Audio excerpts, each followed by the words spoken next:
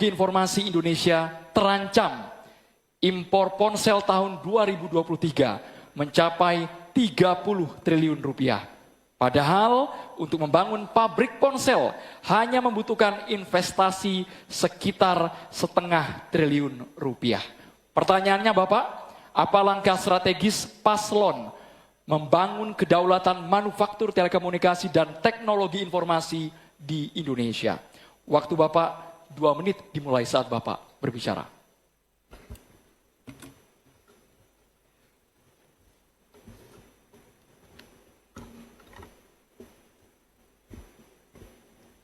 Terima kasih. Kita menyaksikan bahwa kemajuan sistem telekomunikasi dan teknologi informasi itu berkembang amat pesat. Karena itu Indonesia tidak boleh ketinggalan. Dan gagasan kita adalah satu, peningkatan kualitas manusia dan inovasi di sektor teknologi informasi dengan cara pairing, berpasangan, mendatangkan pakar untuk bisa melakukan alih teknologi bersama-sama. Yang kedua, memprioritaskan investasi yang masuk dalam bentuk investasi padat karya yang didukung dengan perbaikan reformasi birokrasi dan pemberantasan korupsi. Ini akan memberikan lowongan kerja untuk masyarakat lokal. Dan ada 3 aspek fundamental, yaitu akses, kecepatan, keamanan, yang ini menjadi prioritas. Sehingga dengan cara seperti itu, ketika kita mengundang untuk melakukan investasi, kita akan bisa menyiapkan infrastrukturnya. Hal yang tidak kalah penting terkait dengan pembangunan ini adalah perlindungan atas hak intelektual yang nanti akan terkait dengan industri manufaktur yang terkait di sini. Kami memandang investasi padat modal yang seperti ini, padat karya, akan memungkinkan Indonesia untuk lompat lebih cepat. Demikian jawaban kami. Terima kasih. Masih ada waktu Bapak? Masih ada 33 detik? Cukup di sini. Baik. Ya. Selanjutnya kami berikan kesempatan kepada calon presiden nomor urut 2, Bapak Prabowo Subianto, untuk menanggapi jawaban yang disampaikan oleh Bapak Anies Baswedan. Waktu Bapak 1 menit dimulai saat Bapak berbicara. Kalau saya selalu solutif dan tindakan. Kalau memang hanya setengah triliun, perlu kehendak politik. Ya bangun itu pabrik segera. Jadi itu pertama. Kedua, masalah teknologi selalu berurusan dengan sumber daya manusia.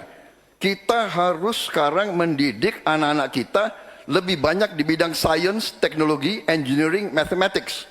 Ini sangat mutlak. Baru kita bisa bersaing. Kalau kita tidak punya awaknya bagaimana?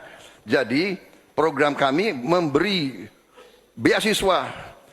Tadi saya sudah katakan 10.000 kedokteran, 10.000 di bidang sains, teknologi, engineering, dan mathematics. Kita ambil yang terpintar dari Indonesia, kita kirim ke luar negeri, kita bangun fakultas-fakultas STEM yang lebih banyak lagi di Indonesia. Baru kita rebut teknologi, saudara-saudara. Dan yang penting kehendak politik. Ya bangun pabrik itu. Saya kira itu saja, selesai. Mohon tenang hadirin sekalian. Harap tenang terlebih dahulu. Tolong tenang. Selanjutnya calon presiden nomor urut 3, Bapak Ganjar Pranowo, untuk menanggapi atas jawaban yang disampaikan oleh Bapak Anies Rashid Baswedan. Silakan Bapak Ganjar, waktu Bapak 1 menit dimulai saat Bapak berbicara. Kita punya industri swasta untuk gadget. Pabriknya ada di Semarang. Harganya terjangkau, lebih murah.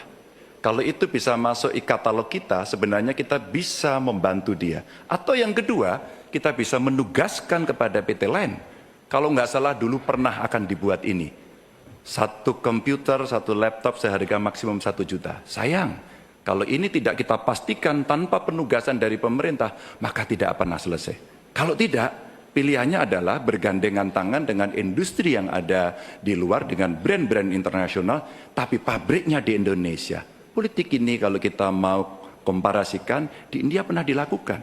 Sehingga apa? Transformasi pengetahuannya, teknologinya, semua akan bisa dilakukan dan kita akan mendapatkan nilai tambah.